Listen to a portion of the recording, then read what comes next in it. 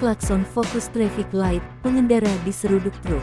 Sejumlah warga menjelaskan detik-detik truk menabrak sejumlah kendaraan di eksit Tol Bawen, Sabtu tanggal 23 September tahun 2023 malam.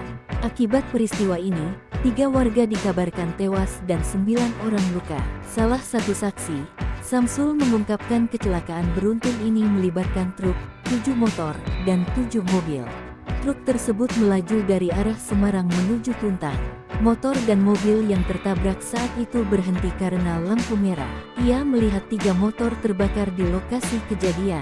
Ada 5 korban yang berada di depan truk yang terdiri dari 3 perempuan dan 2 laki-laki.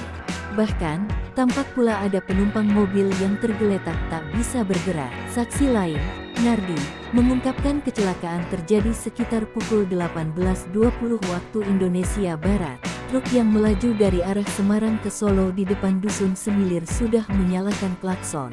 Namun para pengendara yang berhenti di traffic light tidak minggir dan fokus ke lampu.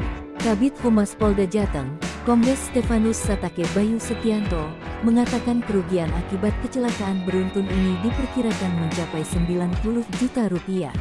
Polisi masih melakukan olah tempat kejadian perkara (TKP) untuk mengumpulkan bukti-bukti terkait kecelakaan maut ini. Selain itu, dilakukan pula upaya pengaturan lalu lintas di lokasi